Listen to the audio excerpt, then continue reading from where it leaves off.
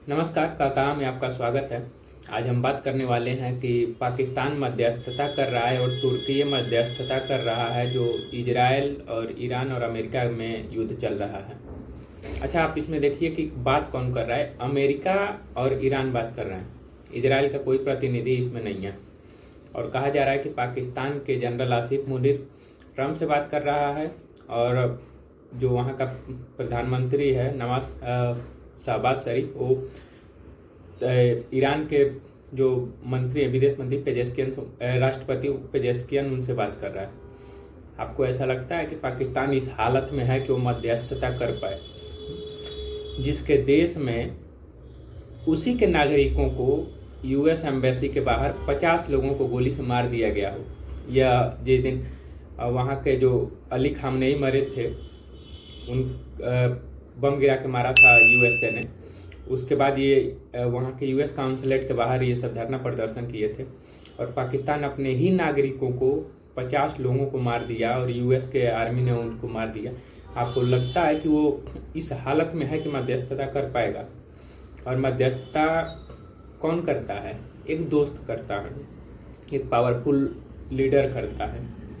किस जगह पे से आपको दिख रहा है कि पाकिस्तान पावरफुल लीडर है, या पाकिस्तान इस हैसियत में पहुंच गया है कि वह यूएसए को कुछ करके दिखाए? ऐसा आपको लगता है?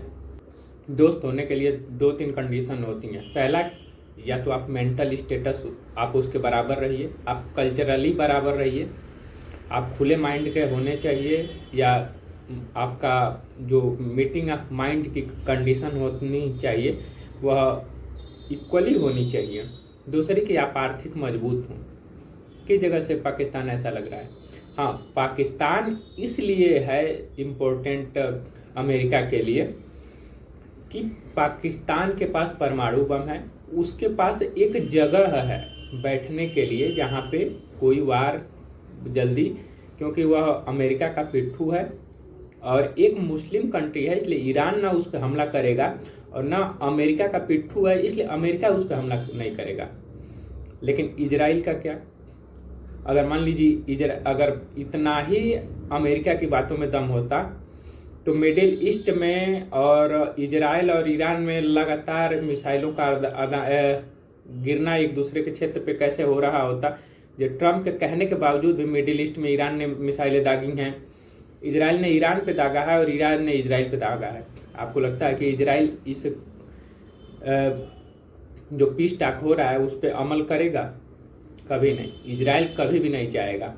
और अगर इस बात पे मिल भी जाता है किसी को कि इजराइल इसमें पीस टॉक करने वाला है या अमेरिका की तरफ से पीस टॉक होने वाली है, तो किसी भी कीमत पे जो अमेरिका है, अमेरिका का प्रेसिडेंट है, वह जो अपने से लोअर पावरफुल लोग हैं उनको इसमें धकेल देगा, क्योंकि कुर्सी अपनी खतरे में ट्रंप नहीं डालेगा। इसीलिए आप देखिएगा कि बात ये चल रही है कि जेडी वैंस जाएं, जो उपराष्ट्रपति हैं, वो जाएं और पाकिस्तान में बात करें कि अगर कुछ विफल हो तो पहले ही रक्षा मंत्री पे ट्रंप ने अपना ठिकरा फोड़ दिया है इस युद्ध का, और दूसरा जेडी वैंस को भेज के, क्योंकि जेडी वैंस को माना जाता है कि ईरान के प्रति थोड़े लिबरल होते हैं। इसी बात की चिंता इजराइल लेके बैठा हुआ है कि ऐसा ना हो कि ये जाके और पीस टॉक करके आ जाए। लेकिन अगर होता है तो इससे विश्व को 2-3 फायदे होंगे। पहली तो तेल की प्राइस लोअर चली जाएगी, और दूसरा खतरा ये है कि मोसाद जो है वो पाकिस्तान को भी टारगेट पे लेगा, क्योंकि उसके बाद जो खतरा होगा बहुत हाईली इंटेंसिटी से बढ़ेगा।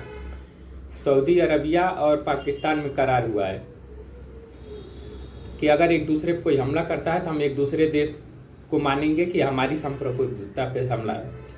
ईरान ने सऊदी अरबिया पे मिसाइल मारा, पाकिस्तान का क्या हुआ? पाकिस्तान ने कुछ कहा? इसके बाद सऊदी अरबिया पाकिस्तान से बेनिफिट उठाएगा, या तो करार तोड़ेगा, नहीं तो कहेगा कि हमें न्यूक्लियर प्रोग्राम प्रोवाइड कराओ। पाकिस्तान के पास पैसा नहीं है, पाकिस्तान ये चुपके चुपके कर सकता है। पाकिस्तान ऑफिशियल वे से नहीं कराएगा, किसी जासूस को भेज के करवा देगा। साथ ही पाकिस्तान में आधे लोग शिया और सुन्नी हैं।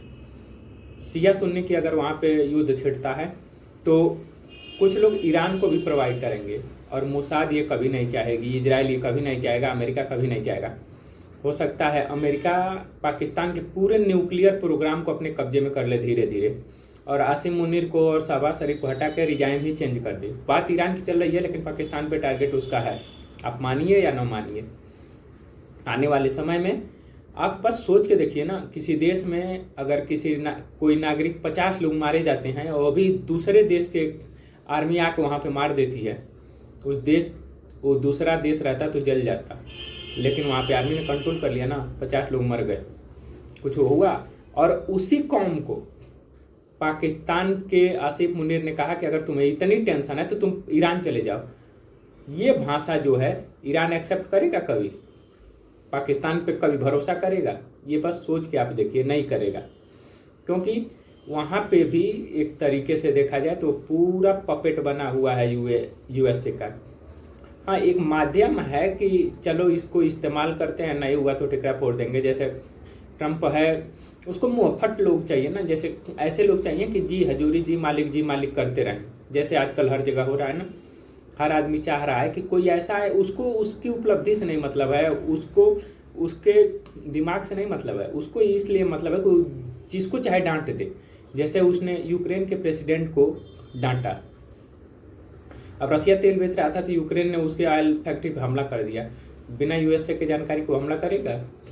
तो इस तरीके से अभी और 5 दिन शेयर मार्केट खुला रहेगा, थोड़े लोग खुश हो जाएंगे, कुछ कमा लेंगे।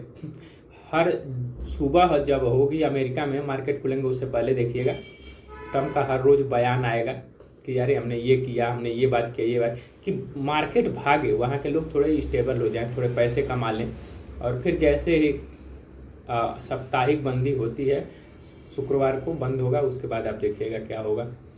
साथ ही आप बताइए कि आप क्या सोचते हैं इस बारे में। अगर आप यहाँ तक आए हैं तो मेरे चैनल को सब्सक्राइब कर लीजिए, लाइक कर दीजिए, बेल आइकन दबा लीजिए और शेयर करना नहीं भूलिए। धन्यवाद आपका। जय हिंद।